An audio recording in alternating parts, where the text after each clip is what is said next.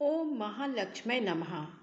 आप सभी का हमारे YouTube चैनल पर हार्दिक स्वागत है। प्रिय भक्तजनों, आज शुक्रवार के दिन आइए सुने माता महालक्ष्मी की पौराणिक कथा। साथ में सुनते हैं शुक्रदेव की बड़ी ही पावन कथा। इस कथा को श्रद्धा भाव से सुनने मात्र से घर में सुख समृद्धि, माता महालक्ष्मी की कृपा होती है। इसलिए कथा को श्रद्धा भाव से पूरा अवश्य सुने। प्रेम से बोलें, लक्ष्मी माता की जय हो। बहुत समय पहले की बात है। एक सास बहू थी। सास शुक्र भगवान की सेवा पूजा करती थी। भगवान को आले में बैठा रखा था। एक दिन सास तीर्थ यात्रा करने जाने लगी तो बहू से बोली कि तू मेरे शुक्र भगवान की सेवा पूजा कर देना। सास तो चली गई, बहू ने उसकी सेवा पूजा करी नहीं। एक दिन बहू नहाने लगी तो उसे देखकर शुक्र भगवान हंसने लगे। उसे हंसता देखकर बहू पनिहारी से बोली कि ये मुझे देख देखकर हंसता है, सो तू इसे अपने घर ले जा। पनिहारी ने कहा, मैं कैसे ले जाऊं? मेरे घर में भी तो बहू बेटियां हैं, सो मैं तो नहीं ले जाऊं। तू कहे तो बाहर गड्ढा खोद के गाड़ दूं। बहू ने कहा, गाड़ दो। पनिहारी ने ले जाकर गाड़ दिया। पीछे बहू के घर का सारा धन समाप्त हो गया। उसके पति ने पूछा, अपना सारा धन कहाँ गया? तो बहू ने कहा, तुम्हारी माँ तीर्थ यात्रा करने गई हैं, वहीं ले गई होंगी। कुछ दिन बाद उसकी माँ घर लौटी तो बेटे ने पूछा, माँ, अपना सारा धन कहाँ गया? क्या तुम ले गई थी? माँ ने कहा, बेटा, मुझे तो जितना तुम लोगों ने दिया वही ले गई थी। मुझे पता नहीं कि धन कहाँ गया। इतना कहकर माँ अपने शुक्र भगवान को देखने लगी तो देखती क्या है कि आले में मूर्ति ही नहीं है। उसने बहू से पूछा तो बहू ने कहा, वो मुझे देख देख कर हंस रहे थे, सो मैंने तो पनिहारी को दे दी। पनिहारी से पूछा तो उसने कहा कि मैंने तो बाहर बगीचे में गाड़ दिया। सास ने उस मूर्ति को वापस निकलवाया और उन्हें नहला धुलाकर सेवा पूजा करने लगी।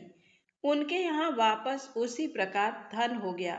बेटे बहू बहुत पछताने लगे।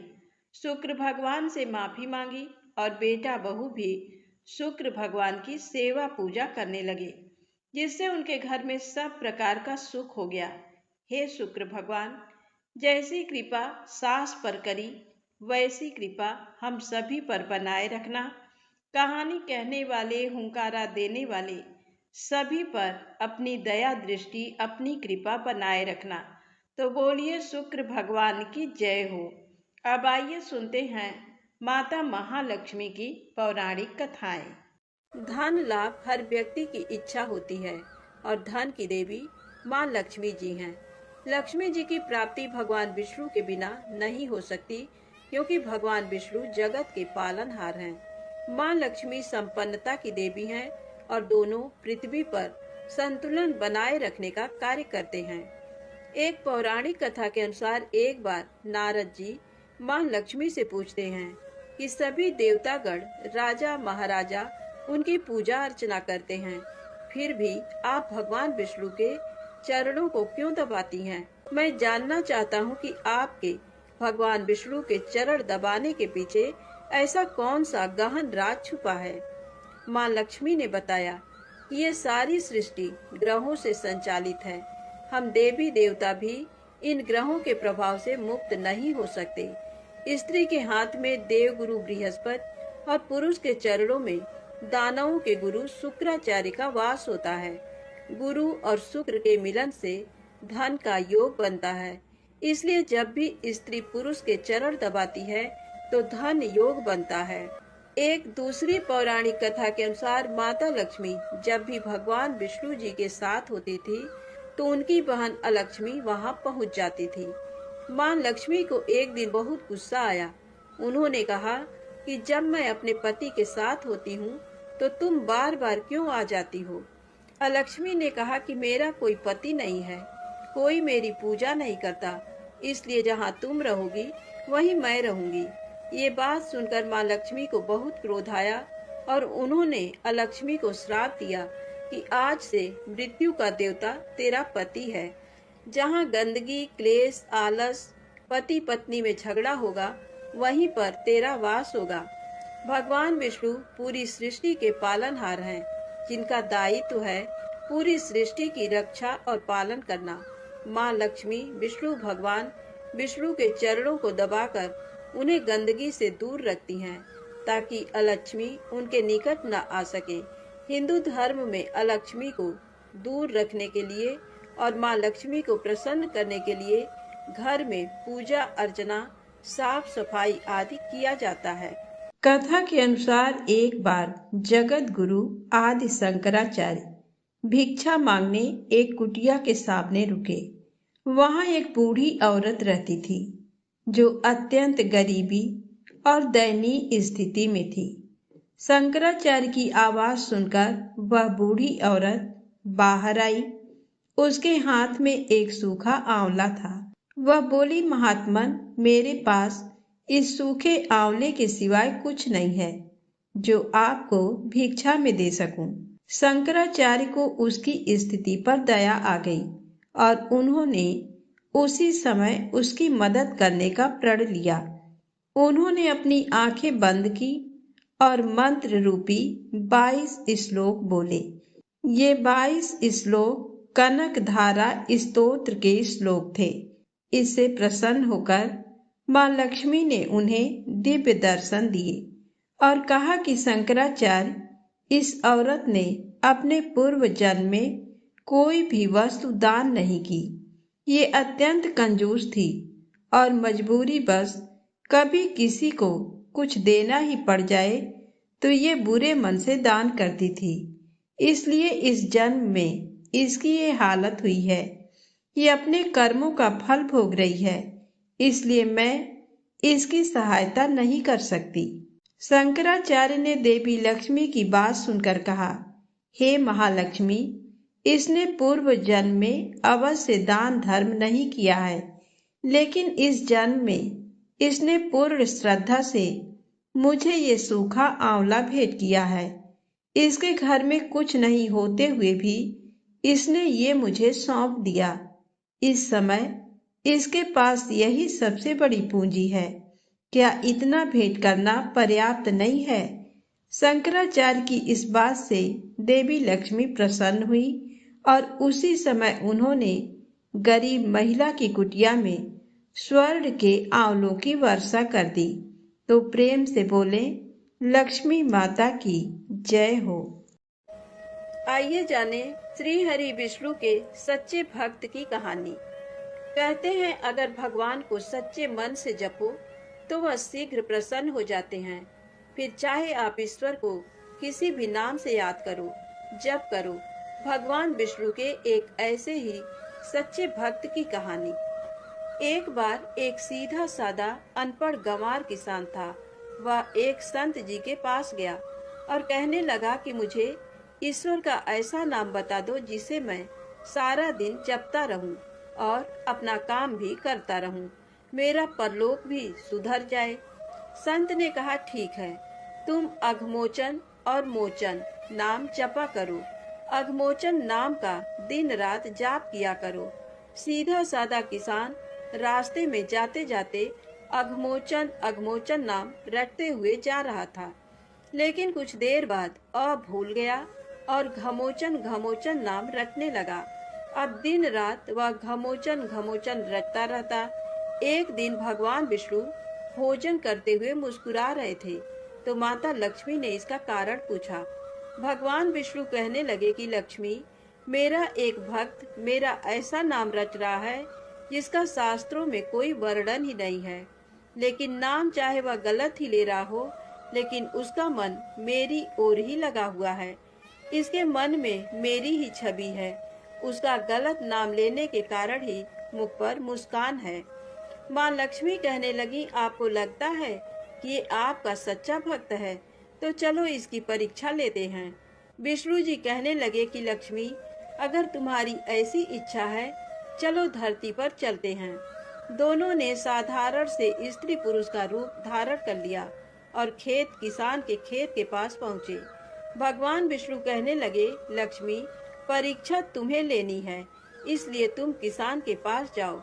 किसान के खेत के पास कुछ गड्ढे बने हुए थे, तो विष्णु जी कहने लगे कि मैं उसमें जाकर छिप जाता हूँ, तुम जाकर उस किसान की परीक्षा ले लो।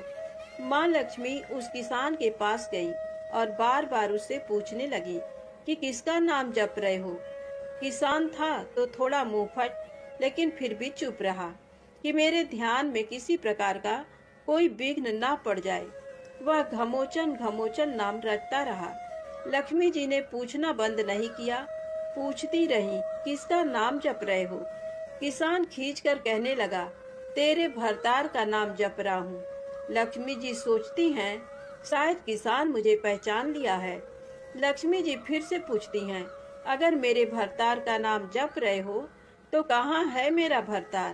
किसान और गुस्से से बोला, यहीं होगा, किसी गड्ढे में, जाओ ढूंढ लो।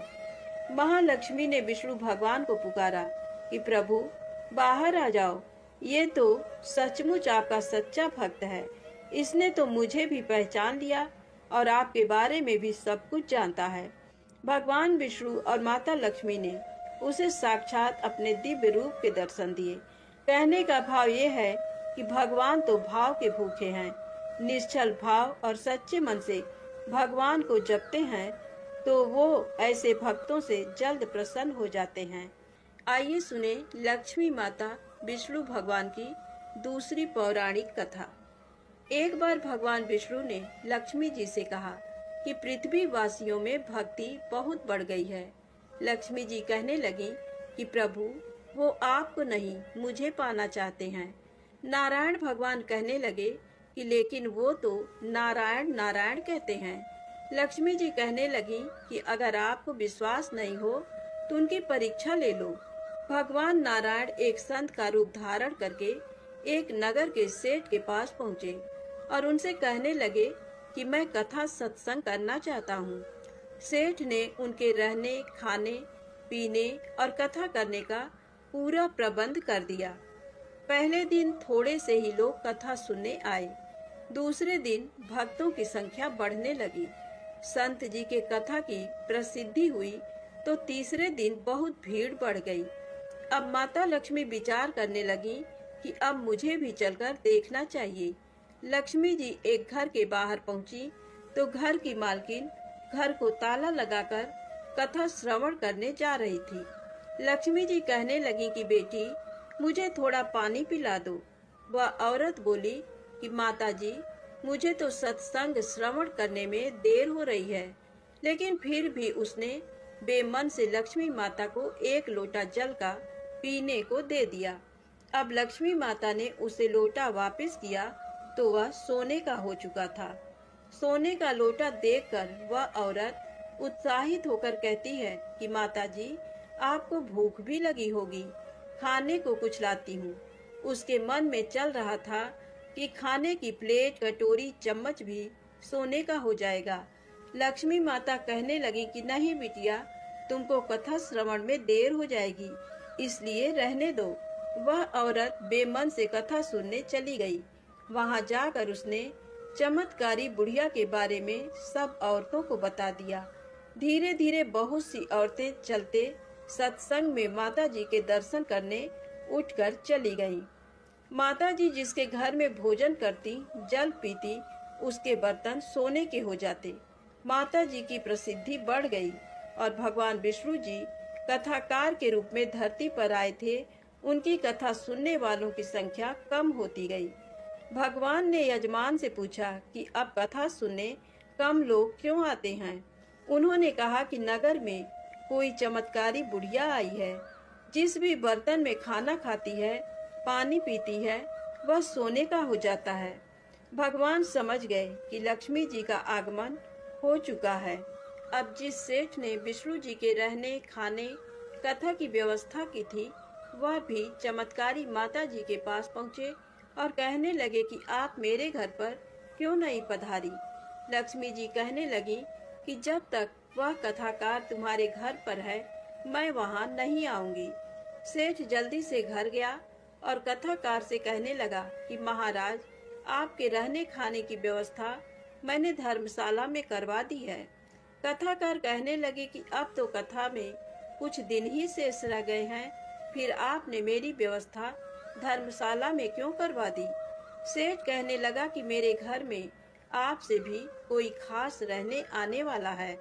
लक्ष्मी जी उस सेठ के पीछे पीछे ही उसके घर पर आ गई। वह सेठ से कहने लगी कि मुझे इस कथाकार से कोई जरूरी बात करनी है, कृपया आप बाहर जाएं। सेठ के बाहर जाते ही लक्ष्मी जी कहने लगी कि क्यों प्रभु, मैंने क्या कहा था? ये भक्ति आपको पाने के नहीं, मुझे पाने के लिए कर रहे हैं। भगवान कहने लगे कि लक्ष्मी, माना तुम उचित कर रही हो, लेकिन तुम यहाँ पर तब आई जब मैं नारायण संत के रूप में जहाँ पधारा, और जहाँ संत कथा करते हैं, धार्मिक अनुष्ठान होते हैं, वहाँ लक्ष्मी स्वतः चली आती हैं। भगवान विष्णु अपने धाम वापस लौट गए। अगले दिन सेठ के घर पर लोगों का तांता लग गया। हर कोई चाहता था कि चमत्कारी बुढ़िया उसके घर पर आकर भोजन ग्रहण करे, ताकि उनके बर्तन भी सोने के हो जाएं। लेकिन ये क्या, माता जी ने सबको चौंका दिया कि मैं अब वापस जा रही हूँ। सब लोग आश्चर्य से पूछने लगे कि क्या माता जी हमसे कोई गलती हो गई है? माँ लक्ष्मी कहने लगी कि मैं वहीं रहती हूँ जहाँ नारायण रहते हैं। आप लोगों ने नारायण को पहले ही भेज दिया। नारायण के बिना अकेले यहाँ कैसे रह सकती हूँ? इतना कहकर लक्ष्मी जी अपने धाम को चली गई। अगर माँ लक्ष्मी की कृपा प्राप्त करनी है तो नारायण की भी भक्ति करें। तो लक्ष्मी जी स्वयं पीछे पीछे आ जाती हैं, क्योंकि लक्ष्मी जी नारायण के साथ ही रहती हैं। प्रेम से बोले लक्ष्मी माता की जय हो। एक समय की बात है, काशी निवासी धनंजय की पत्नी का नाम सुलक्षणा था। उसे अन्य सब सुख प्राप्त थे, केवल निर्धनता ही उसके दुख का कारण था। ये दुख उसे हर समय सताता था। एक दिन सुलक्षणा अपने पति से बोली, स्वामी, आप कुछ उद्यम करो तो काम चले। इस प्रकार कब तक काम चलेगा? सुलक्षणा की बात धनंजय के मन में बैठ गई और वह उसी दिन विश्वनाथ शंकर जी को प्रसन्न करने के लिए बैठ गया और कहने लगा, हे देवादिदेव विश्वेश्वर, मुझे पूजा पाठ कुछ आता नहीं है, केवल तुम्हारे भरोसे बैठा हूँ। इतनी विनती करके वह 2-3 दिन भूखा प्यासा बैठा रहा। ये देखकर भगवान शंकर ने उसके कान में अन्नपूर्णा अन्नपूर्णा अन्नपूर्णा इस प्रकार 3 बार कहा। ये कौन क्या कह गया, इसी सोच में धनंजय पड़ गया कि मंदिर में आते ब्राह्मणों को देखकर पूछने लगा, पंडित जी, अन्नपूर्णा कौन है? ब्राह्मणों ने कहा, तू अन्न छोड़ बैठा है, सो तुझे अन्न की ही बात सूझती है। जा घर जाकर अन्न ग्रहण कर। धनंजय घर गया, स्त्री से सारी बात कही। वो बोली, नाथ, चिंता मत करो, स्वयं शंकर जी ने ये मंत्र दिया है, वे स्वयं ही इस मंत्र का खुलासा करेंगे। आप फिर जाकर उनकी आराधना करो। धनंजय फिर जैसा का तैसा पूजा में बैठ गया। रात्रि में शंकर जी ने आज्ञा दी, कहा, तू पूर्व दिशा में चला जा, वहाँ अन्नपूर्णा का नाम जपता जाता और रास्ते में फल खाता, झरनों का पानी पीता जाता। इस प्रकार कितने ही दिनों तक धनंजय चलता गया। वहाँ उसे चांदी सी चमकती वन की शोभा देखने में आई। सुंदर सरोवर देखने में था। उसके किनारे कितने ही अप्सराएं झुंड बनाए बैठी थी। एक कथा कहती थी और सब माँ अन्नपूर्णा इस प्रकार बार बार कहती थी। जिस शब्द की खोज करने वह निकला था, वह उसे वहाँ सुनने को मिला। धनंजय ने उनके पास जाकर पूछा, हे देवियों, आप ये क्या करती हो? उन सब ने कहा, हम सब माँ अन्नपूर्णा का व्रत करती हैं। पूजा क्या होता है? ये किसी ने किया भी है? इसे कब किया जाए? कैसा व्रत है और कैसी विधि है? मुझसे भी कहो। वे कहने लगी, इस व्रत को सब कोई कर सकते हैं। 21 दिन के लिए 21 गांठ का सूत लेना चाहिए। 21 दिन यदि ना बने तो 1 दिन उपवास करें। ये भी ना बने तो केवल कथा सुनकर प्रसाद लें। निराहार रहकर कथा कहें। कथा सुनने वाला कोई ना मिले तो पीपल के पत्तों को रख सुपारी या घृत कुमारी को सामने रखकर दीपक को साक्षी कर सूर्य, गाय, तुलसी या महादेव को बिना कथा सुनाए मुख में दाना न डालें। यदि भूल से कुछ पड़ जाए तो एक दिवस फिर उपवास करें। व्रत के दिन क्रोध ना करें और झूठ ना बोलें। धनंजय बोला, इस व्रत के करने से क्या होगा? वे कहने लगी, इसके करने से अंधों को नेत्र मिले, लूलों को हाथ मिले, निर्धन के घर धन आए, बांझन को संतान मिले, मूर्ख को विद्या आए। जो जिस किसी कामना से व्रत करे माँ उसकी इच्छा पूरी करती है। वह कहने लगा, बहनों, मेरे भी धन नहीं है, विद्या नहीं है, कुछ भी तो नहीं है। मैं तो दुखिया ब्राह्मण हूँ, मुझे इस व्रत का सूत दोगी? उन्होंने कहा, हाँ भाई, तेरा कल्याण हो, मैं तुझे सूत दूंगी। ले, इस व्रत का मंगल सूत ले। धनंजय ने व्रत किया। व्रत पूरा हुआ तभी सरोवर में से 21 खंड की सुवर्ण सीढ़ी हीरा मोती जड़ी हुई प्रकट हुई। धनंजय जय अन्नपूर्णा अन्नपूर्णा कहता जाता था।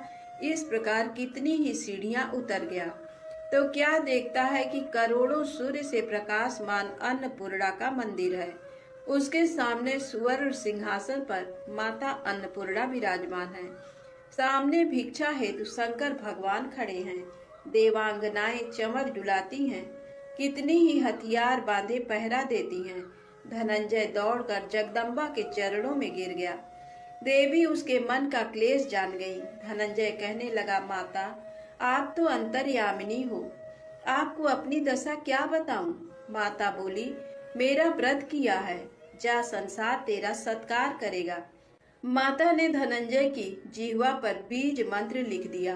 अब तो उसके रोम रोम में विद्या प्रकट हो गई। इतने में क्या देखता है कि वह काशी विश्वनाथ के मंदिर में खड़ा है।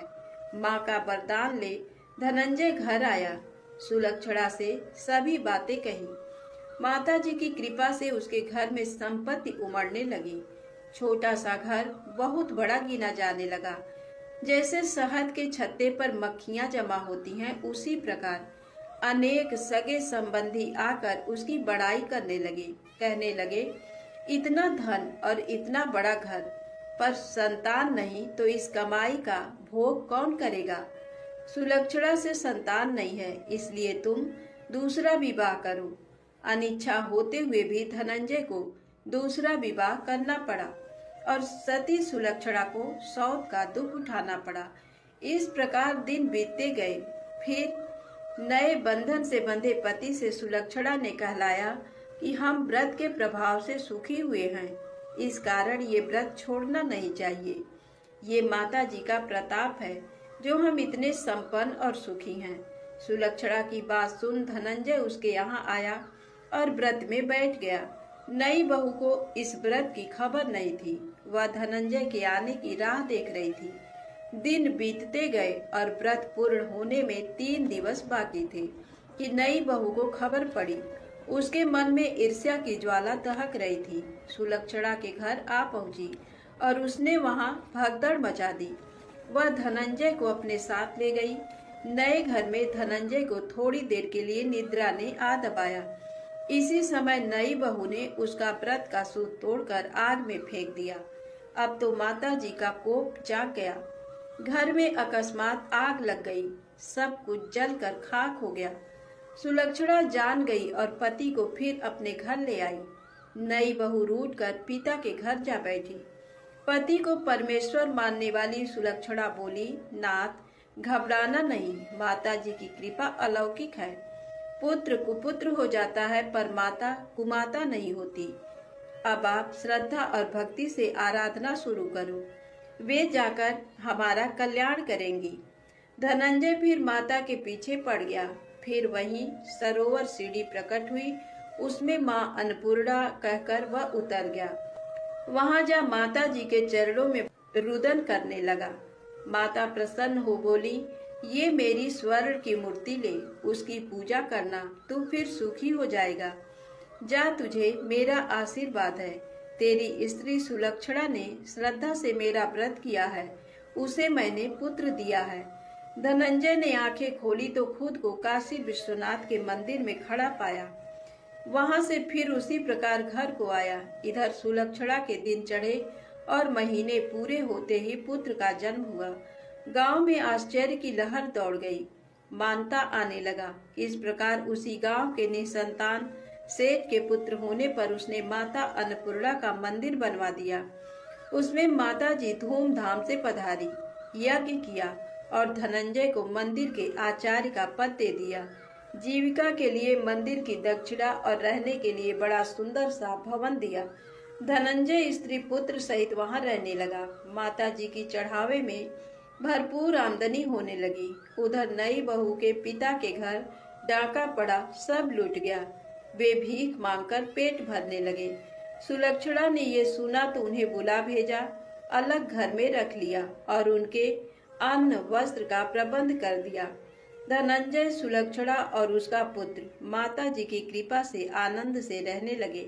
माता जी ने जैसे इनके भंडार भरे वैसे सबके भंडार भरे। बोलिए अन्नपूर्णा माता की जय। वैभव लक्ष्मी माता की कथा कहानी। धन के लिए माँ लक्ष्मी की पूजा का विधान है, लेकिन माँ लक्ष्मी के वैभव लक्ष्मी स्वरूप की पूजा का विशेष महत्व माना गया है। ये व्रत शुक्रवार के दिन रखा जाता है। ये व्रत स्त्री ही नहीं बल्कि पुरुष भी रख सकते हैं। इस व्रत से प्रति की सभी मनोकामनाएं पूरी होती हैं, सुख समृद्धि और सौभाग्य में वृद्धि होती है। आइए जानते हैं माता महालक्ष्मी की पौराणिक व्रत कथा। किसी शहर में लाखों लोग रहते थे। सभी अपने अपने कामों में व्यस्त रहते थे। किसी को किसी की परवाह नहीं थी। भजन, कीर्तन, भक्तिभाव, दया, माया, परोपकार जैसे संस्कार कम हो गए। शहर में बुराइयां बढ़ गई थी। शराब, जुआ, रेस, व्यभिचार, चोरी, डकैती वगैरह बहुत से गुनाह शहर में होते थे। इनके बावजूद शहर में कुछ अच्छे लोग भी रहते थे। ऐसे ही लोगों में शीला और उनके पति की गृहस्थी मानी जाती थी। शीला धार्मिक प्रवृत्ति की और संतोषी स्वभाव वाली थी। उनका पति भी विवेकी और सुशील था। शीला और उसका पति कभी किसी की बुराई नहीं करते थे और प्रभु भजन में अच्छी तरह समय व्यतीत कर रहे थे। शहर के लोग उनकी गृहस्थी की सराहना करते थे। देखते ही देखते समय बदल गया। शीला का पति बुरे लोगों से दोस्ती कर बैठा। अब वह जल्द से जल्द करोड़पति बनने का ख्वाब देखने लगा, इसलिए वह गलत रास्ते पर चल पड़ा। उसकी हालत रास्ते पर भटकते भिखारी जैसी हो गई थी। शराब, जुआ, रेस, चरस, गांजा वगैरह बुरी आदतों में शीला का पति भी फंस गया। दोस्तों के साथ उसे भी शराब की आदत हो गई। इस प्रकार उसने अपना सब कुछ रेस, जुए में गंवा दिया। शीला को पति के बर्ताव से बहुत दुख हुआ, किंतु वह भगवान पर भरोसा कर सब कुछ सहने लगी। वह अपना अधिकांश समय प्रभु भक्ति में बिताने लगी। अचानक एक दिन दोपहर को उनके द्वार पर किसी ने दस्तक दी। शीला ने द्वार खोला तो देखा कि एक मांझी खड़ी थी। उसके चेहरे पर अलौकिक तेज निखर रहा था। उनकी आंखों में से मानो अमृत बह रहा था। उसका भव्य चेहरा करुणा और प्यार से छलक रहा था। उनको देखते ही शीला के मन में अपार शांति छा गई। शीला के रोम रोम में आनंद छा गया। शीला उस माँ जी को आदर के साथ घर में ले आई। घर में बिठाने के लिए कुछ भी नहीं था, अतः शीला ने सकुचाकर एक फटी हुई चद्दर पर उसको बिठाया। माँ जी बोली, क्यों शीला, मुझे पहचाना नहीं? हर शुक्रवार को लक्ष्मी जी के मंदिर में भजन कीर्तन के समय मैं भी वहाँ आती हूँ। इसके बावजूद शीला कुछ समझ नहीं पा रही थी। फिर माँ जी बोली, तुम बहुत दिनों से मंदिर नहीं आई, अतः मैं तुम्हें देखने चली आई। माँ जी के प्रति प्रेम भरे शब्दों से शीला का हृदय पिघल गया।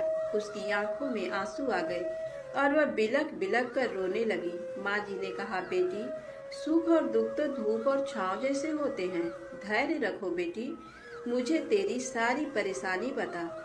माँ जी के व्यवहार से शीला को काफी सब्र मिला और सुख की आस में उसने माँ जी को अपनी सारी कहानी कह सुनाई।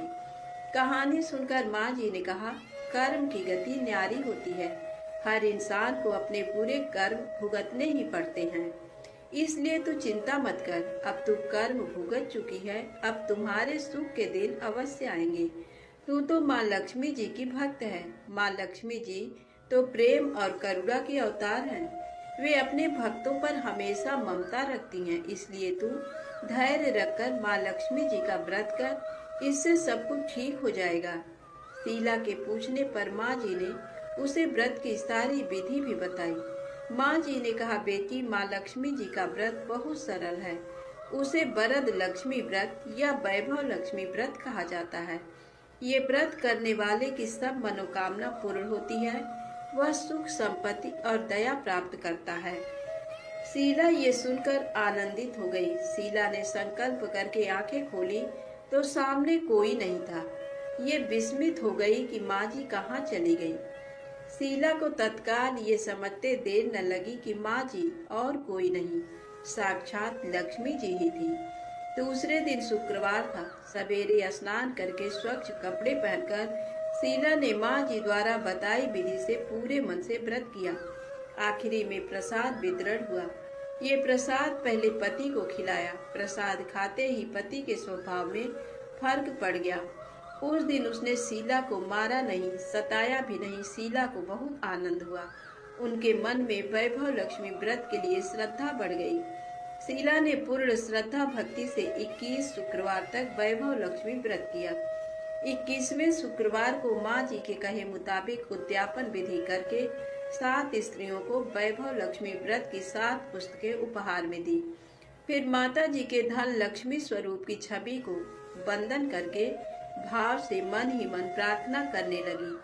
हे माँ धन लक्ष्मी, मैंने आपका वैभव लक्ष्मी व्रत करने की मन्नत मानी थी। ये व्रत आज पूर्ण किया है। हे माँ, मेरी हर विपत्ति दूर करो, हमारा सबका कल्याण करो। जिसे संतान न हो उसे संतान देना, सौभाग्यवती स्त्री का सौभाग्य अखंड रखना, कुंवारी लड़की को मनभावन पति देना। जो आपका ये चमत्कारी वैभव लक्ष्मी व्रत करे उनकी सब विपत्ति दूर करना, सभी को सुखी करना। हे माँ, आपकी महिमा अपार है। ऐसा बोलकर लक्ष्मी जी के धन लक्ष्मी स्वरूप की छवि को प्रणाम किया। व्रत के प्रभाव से शीला का पति अच्छा आदमी बन गया और कड़ी मेहनत करके व्यवसाय करने लगा। उसने तुरंत शीला के गिरवी रखे गहने छुड़ा लिए। घर में धन की बाढ़ सी आ गई। घर में पहले जैसी सुख शांति छा गई।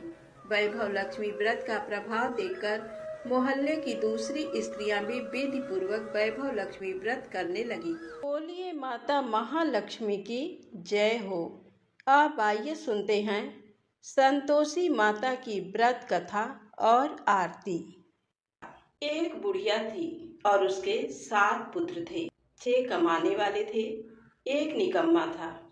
बुढ़िया माँ 6 पुत्रों की रसोई बनाती, भोजन कराती और पीछे से जो कुछ बचता तो 7वें को देती। परंतु ये बड़ा भोला भाला था, मन में कुछ भी विचार नहीं करता था। एक दिन अपनी बहू से बोला कि देखो, मेरी माता मुझ पर कितना प्यार करती है। वह बोली, क्यों नहीं, सबका जूठा बचा हुआ तुमको खिलाती हैं। तो वह बोला, ऐसा नहीं हो सकता, मैं जब तक अपनी आंखों से नहीं देखूंगा तब तक नहीं मान सकता। तो बहू ने हंसकर कहा, ठीक है, देख लोगे तब तो मान जाओगे। कुछ दिन बाद बहुत बड़ा त्योहार आया। घर में 7 प्रकार के भोजन और चूरमा के लड्डू बने। वह जांचने के लिए सिर दर्द का बहाना बनाकर पतला सा कपड़ा सिर पर ओढ़कर रसोई घर में सो गया और कपड़े में से सब देखता रहा। 6 भाई भोजन करने आए। उसने देखा माँ ने उनके लिए सुंदर सुंदर आसन बिछाए हैं, 7 प्रकार की रसोई परोसी और आग्रह करके उन्हें जिमाती रही और वह कपड़े में से सब देखता रहा। 6 भाई भोजन करके उठे तो माता ने उनकी जूठी थालियों में से लड्डुओं के टुकड़ों को उठाया और एक लड्डू बनाया। जूठन साफ कर बुढ़िया माँ ने बुलाया, उठो बेटा, 6 भाई भोजन कर गए, अब तू ही बाकी है, उठ भोजन कर ले। तो वह कहने लगा, माँ मुझे भोजन नहीं करना, मैं परदेश जा रहा हूँ।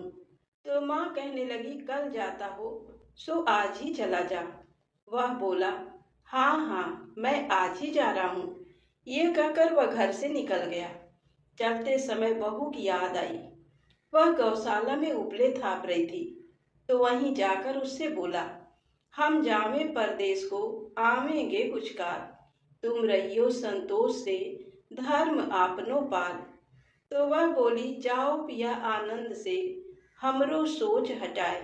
राम भरोसे हम रहें, ईश्वर तुम्हें सहाय। देव निशानी आपनी, देख धरूं मैं धीर। सुध हमरी न विसारियो, रखियो मन गंभीर। तो वह बोला, मेरे पास कुछ नहीं है, ये अंगूठी है सो ले लो, और अपनी कुछ निशानी मुझे दो। तो वह बोली, मेरे पास क्या है, ये गोबर से भरा हाथ है। ये कहकर उसकी पीठ पर गोबर के हाथ की थाप मार दी। अब बुढ़िया का बेटा चल दिया। चलते चलते दूर देश में पहुंचा। वहां पर एक साहूकार की दुकान थी। वहां जाकर कहने लगा, भाई मुझे नौकरी पर रख लो। तो साहूकार को जरूरत थी, तो वह बोला, ठीक है रह जा। लड़के ने पूछा, तनख्वाह क्या दोगे?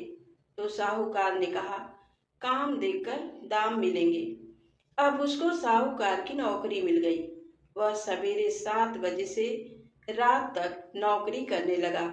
कुछ दिनों में दुकान का सारा लेन देन, हिसाब किताब, ग्राहकों को माल बेचना, सारा काम करने लगा।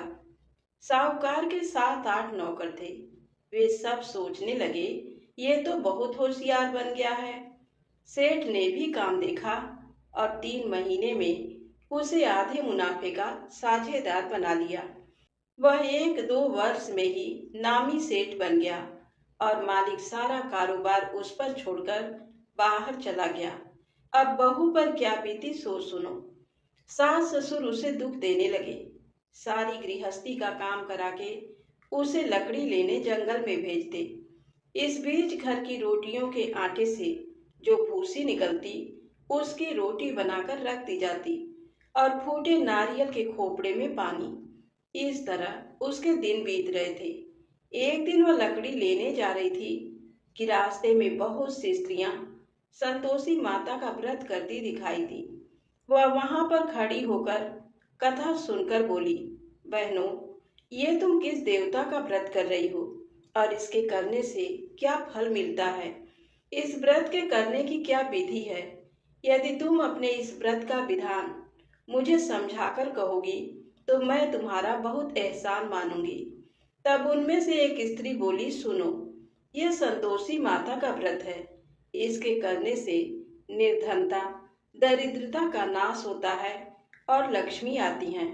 मन की चिंताएं दूर होती हैं। घर में सुख होने से मन को प्रसन्नता और शांति मिलती है। निपुत्री को पुत्र मिलता है। प्रियतम बाहर गया हो तो जल्दी आ जाता है। कुंवारी कन्या को मन पसंद वर मिलता है। राजद्वारे में बहुत दिनों से मुकदमा चलता हो तो खत्म हो जाता है।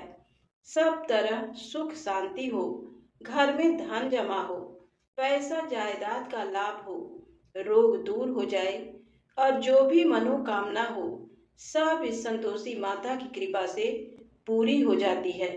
इसमें संदेह नहीं है। वह पूछने लगी, ये व्रत कैसे किया जाता है, ये भी बताओ तो बड़ी कृपा होगी। स्त्रियां कहने लगी, 1.25 रुपए का गुड़ चना लेना, इच्छा हो तो 5.25 का लेना, अपनी सहूलियत के अनुसार जितना हो सके सवाया लेना। 1.25 रुपए से 5.25 रुपए तथा इससे भी ज्यादा शक्ति और भक्ति अनुसार सवाया लेना। हर शुक्रवार को निराहार रहकर कथा कहना या सुनना। इसके बीच क्रम टूटे नहीं, लगातार नियम पालन करना। सुनने वाला कोई ना मिले तो घी का दीपक जलाकर उसके आगे जल के पात्र को रखकर कथा कहना, परंतु नियम ना टूटे। जब तक कार्य सिद्ध ना हो नियम पालन करना और कार्य सिद्ध हो जाने पर ही व्रत का उद्यापन करना। 3 महीने में माता पूरा फल प्रदान करती हैं। यदि किसी के खोटे ग्रह हो तो भी माता 1 वर्ष में अवश्य कार्य सिद्ध करती हैं। कार्य सिद्ध होने पर ही उद्यापन करना चाहिए, बीच में नहीं करना चाहिए। उद्यापन में 1.25 आटे का खाजा, इसी नाप से खीर तथा चने का साग बनाना, 8 लड़कों को भोजन कराना, जहाँ तक मिले देवर जेठ भाई बंद कुटुंब के लड़के लेना, ना मिले तो रिश्तेदारों और पड़ोसियों के लड़के बुलाना, उन्हें भोजन कराना, यथाशक्ति दक्षिणा देकर माता का नियम पूरा करना और उस दिन घर में कोई खटाई ना खाए, इस बात का ध्यान रखना। यह सुनकर बुढ़िया के लड़के की बहू चल दी। रास्ते में लकड़ी के बोझ को बेच दिया और उन पैसों से गुड़ चना लेकर माता के व्रत की तैयारी करके आगे चली और सामने मंदिर देखकर पूछने लगी, ये मंदिर किसका है? तो सब लोग कहने लगे, ये संतोषी माता का मंदिर है। ये सुनकर माता के मंदिर में जाकर माँ के चरणों में लौटने लगी, दीन होकर विनती करने लगी, माँ, मैं निपट मूर्ख हूँ, व्रत के नियम कुछ नहीं जानती, मैं बहुत दुखी हूँ। हे माता जगत जननी, मेरा दुख दूर कर, मैं तेरी शरण में हूँ। माता को दया आई। एक शुक्रवार बीता कि दूसरे शुक्रवार को ही उसके पति का पत्र आया और तीसरे को उसका भेजा हुआ पैसा भी आ पहुंचा। ये देखकर जेठानी मुंह सिकोड़ने लगी। इतने दिनों में इतना पैसा आया, इसमें क्या बड़ाई है? लड़के ताने देने लगे। काकी के पास अब पत्र आने लगे, रुपया आने लगा। अब तो काकी की खातिर बढ़ेगी, अब तो काकी बुलाने से भी नहीं बोलेगी। इस प्रकार के वचन कहने लगे। बेचारी सरलता से बोली, भैया, पत्र आवे रुपया आवे तो हम सबके लिए अच्छा है। ऐसा कहकर आंखों में आंसू भरकर संतोषी माता के मंदिर में आकर मातेश्वरी के चरणों में गिरकर रोने लगी। माँ, मैंने तुमसे पैसा नहीं मांगा, मुझे पैसे से क्या काम है? मुझे तो अपने सुहाग से काम है। मैं तो अपने स्वामी के दर्शन और सेवा मांगती हूँ। तब माता ने प्रसन्न होकर कहा, जा बेटी, तेरा स्वामी आएगा। ये सुनकर खुशी से बावली हो घर में जाकर काम करने लगी। अब संतोषी माँ सोचने लगी, इस भोली पुत्री से मैंने कह तो दिया तेरा पति आएगा, पर आएगा कहाँ से? वह तो इसे स्वप्न में भी याद नहीं करता। उसे याद दिलाने मुझे ही जाना पड़ेगा। इस तरह माता बुढ़िया के बेटे के पास जाकर स्वप्न में प्रकट होकर कहने लगी, साहूकार के बेटे, सोता है या जागता है? वह बोला, माता, मैं सोता भी नहीं हूँ, जागता भी नहीं हूँ, बीच में हूँ। कहिए माँ, क्या आज्ञा है? तो माँ कहने लगी, तेरा घर बार कुछ है या नहीं? वह बोला, मेरा सब कुछ है माता, माँ बाप भाई बहन बहू, क्या कमी है? माँ बोली, भोले पुत्र, तेरी स्त्री घोर कष्ट उठा रही है, माँ बाप उसे दुख दे रहे हैं, वह तेरे लिए तरस रही है, तो उसकी सुध ले। वह बोला, हाँ माता, ये तो मुझे मालूम है, परंतु जाऊं तो जाऊं कैसे? परदेश की बात है, लेन देन का कोई हिसाब किताब नहीं, जाने का कोई रास्ता नजर नहीं आता, कैसे चला जाऊं? माँ कहने लगी, मेरी बात मान, सवेरे नहा धोकर संतोषी माता का नाम ले, घी का दीपक जलाकर दंडवत करके दुकान पर जा बैठना। देखते देखते तेरा लेन देन सब चुक जाएगा, जमा माल बिक जाएगा, सांझ होते होते धन का ढेर लग जाएगा। वह सवेरे बहुत जल्दी उठकर स्नान करके संतोषी माता को दंडवत कर घी का दीपक जलाकर दुकान पर जा बैठा। थोड़ी देर में वह क्या देखता है कि देने वाले रुपया लाए, लेने वाले हिसाब लेने लगे। कोठे में भरे सामानों के खरीदार नगद दाम में सौदा करने लगे। शाम तक धन का ढेर लग गया। माता का चमत्कार देखकर उसका मन प्रसन्न हो गया और प्रसन्न मन से माता का नाम ले घर ले जाने के वास्ते गहना कपड़ा खरीदने लगा और वहां के काम से निपटकर घर को रवाना हुआ। वहां बहू बेचारी जंगल में लकड़ी लेने जाती है। लौटते वक्त माँ के मंदिर में विश्राम करती है। वह तो उसका रोज रुकने का स्थान था। दूर से धूल उड़ती देख वह माता से पूछती है, हे माता, ये धूल कैसी उड़ रही है? तो माँ कहती है, पुत्री, तेरा पति आ रहा है। अब तू ऐसा कर, लकड़ियों के 3 बोझ बना ले। एक नदी के किनारे रख, दूसरा मेरे मंदिर पर और तीसरा अपने सिर पर रख। तेरे पति को लकड़ी का गट्ठर देखकर मोह पैदा होगा। वह यहाँ रुकेगा, नाश्ता पानी बना खाकर माँ से मिलने जाएगा। तब तू लकड़ियों का बोझ उठाकर घर जाना और बीच चौक में गट्ठर डालकर 3 आवाजें जोर से लगाना। लो सासू जी, लकड़ियों का गट्ठा लो, भूसे की रोटी दो, नारियल के खोपरे में पानी दो। आज कौन मेहमान आया है? माँ की बात सुनकर बहू बहुत अच्छा माता जी ऐसा कहकर प्रसन्न हो लकड़ियों के 3 गट्ठे ले आई। एक नदी के तट पर, एक माता के मंदिर पर रखा। इतने में ही एक मुसाफिर आ पहुंचा। सूखी लकड़ी देख उसकी इच्छा हुई कि अब यहीं पर विश्राम करे और भोजन बना खाकर गांव जाए।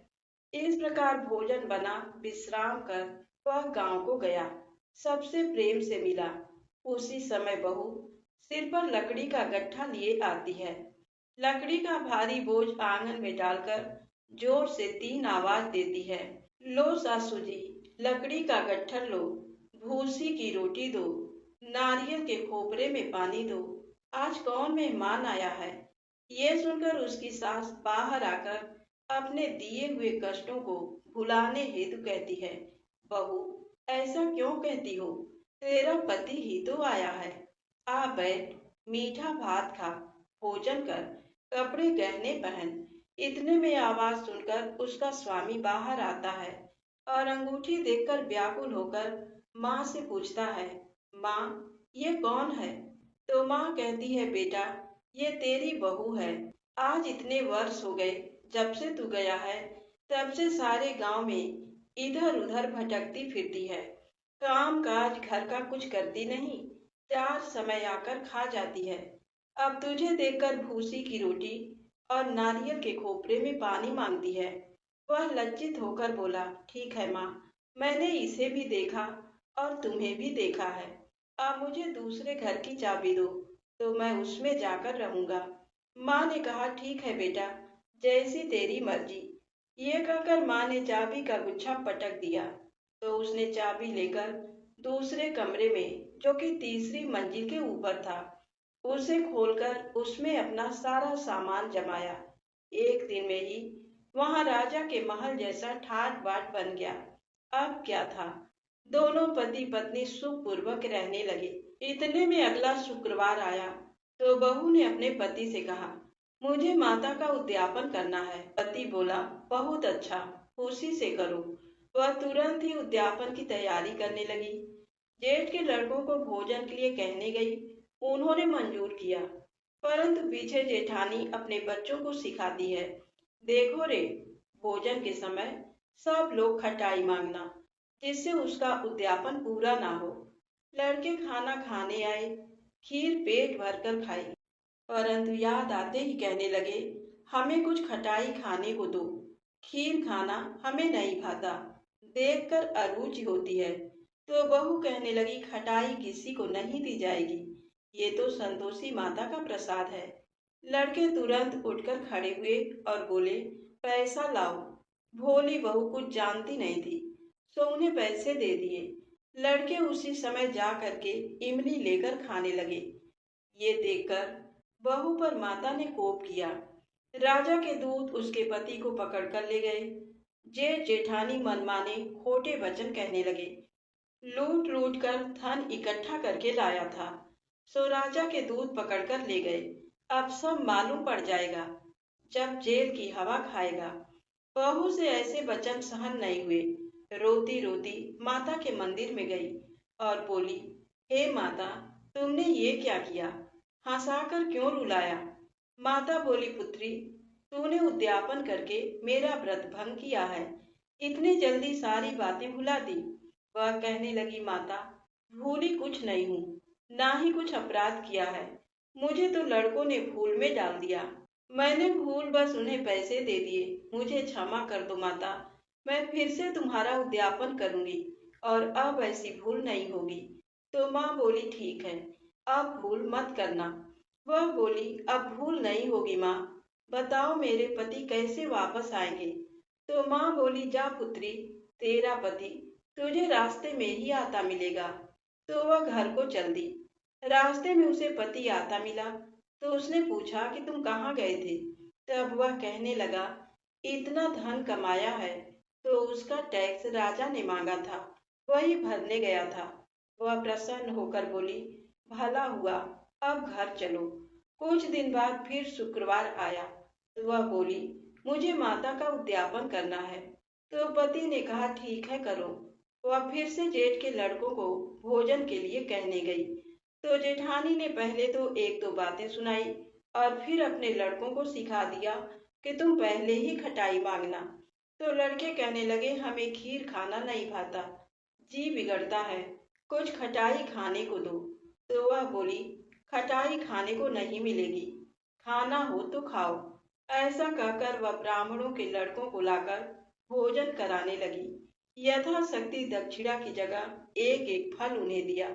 इससे संतोषी माता प्रसन्न हुई। माता की कृपा होते ही 9वें महीने उसको चंद्रमा के समान सुंदर पुत्र प्राप्त हुआ। अब वह पुत्र को लेकर प्रतिदिन माता जी के मंदिर में जाने लगी। एक दिन माँ ने सोचा कि ये रोज आती है, आज क्यों ना मैं ही इसके घर चलूं, इसका घर देखूं तो सही। ऐसा विचार कर माँ ने भयानक रूप बनाया।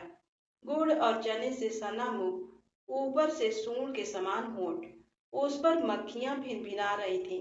दहलीज में पांव रखते ही उसकी सास चिल्लाई, देखो रे, कोई चुड़ैल आ रही है, लड़कों इसे भगाओ, नहीं तो ये सभी को खा जाएगी। लड़के डरने लगे और चिल्लाकर खिड़की बंद करने लगे। छोटी बहू रोशनदान में इसे देख रही थी। प्रसन्नता से पगली होकर चिल्लाने लगी, आज मेरी माता मेरे घर आई है। ऐसा कहकर बच्चे को दूध पिलाने से हटाती है। इतने में सास का क्रोध फूट पड़ा। बोली, देखो कैसी उतावली हुई जो बच्चे को पटक दिया। इतने में माँ के प्रताप से जहाँ देखो वहाँ लड़के ही लड़के नजर आने लगे। वह बोली, माँ जी, मैं जिनका व्रत करती हूँ ये वही संतोषी माता हैं। इतना कहकर झट से सारे घर के किवाड़ खोल दिए। सबने माता के चरण पकड़ लिए और विनती करके कहने लगे, माता, हम मूर्ख हैं, हम अज्ञानी हैं, पापी हैं, आपके व्रत की विधि हम नहीं जानते। आपका व्रत भंग करके हमने बहुत बड़ा अपराध किया है। हे माता, आप हमारा अपराध क्षमा करो। इस प्रकार माता प्रसन्न हुई। माता ने बहू को वरदान दिया और सबको क्षमा किया। हे माता, आपने जैसा बहू को फल दिया वैसा सबको दे। जो इस कथा को पढ़े या सुने उसका मनोरथ पूर्ण हो। प्रेम से बोले, संतोषी माता की जय। संतोषी माता की आरती। जय संतोषी माता मैया, जय संतोषी माता, अपने सेवक जन की सुख संपत्ति दाता। जय संतोषी माता, सुंदर चीर सुनहरी माँ धारण कीन्हो, हीरा पन्ना दम के तन श्रृंगार लीन्हो। जय संतोषी माता, गेरू लाल छटा छवि बदन कमल सोहे, मंद हसत करुणामयी त्रिभुवन मन मोहे। जय संतोषी माता, स्वर्ण सिंहासन बैठी चमर ढुरे प्यारे, धूप दीप मधुमेवा भोग धरे न्यारे। जय संतोषी माता, गुड़ और चना परम प्रिय ताम संतोष कियो, संतोषी कहलाई भक्तन वैभव दियो। जय संतोषी माता, शुक्रवार प्रिय मानत आज दिवस सोई, भक्त मंडली आई कथा सुनत मोही। जय संतोषी माता, मंदिर जगमग ज्योति मंगल ध्वनि छाई। विनय करे हम बालक चरणन सिर नाई। जय संतोषी माता। भक्ति भावमय पूजा अंगीकृत कीजे। जो मन बसे हमारे इच्छित फल दीजे। जय संतोषी माता। दुखी दरिद्री रोगी संकट मुक्त किए। बहुधन धान्य भरे घर सुख सौभाग्य दिए। जय संतोषी माता। ध्यान धर जो नर तेरो मन वांछित फल पायो। पूजा कथा श्रवण कर घर आनंद आयो। जय संतोषी माता। शरण गहे की लज्जा रखियो जगदम्बे। संकट तुम ही निवारो दयामयी अम्बे। जय संतोषी माता। संतोषी माँ की आरती जो कोई जन गावे। रिद्धि सिद्धि सुख संपत्ति जी भर के पावे। जय संतोषी माता। प्रेम से बोलिए संतोषी माता की जय हो।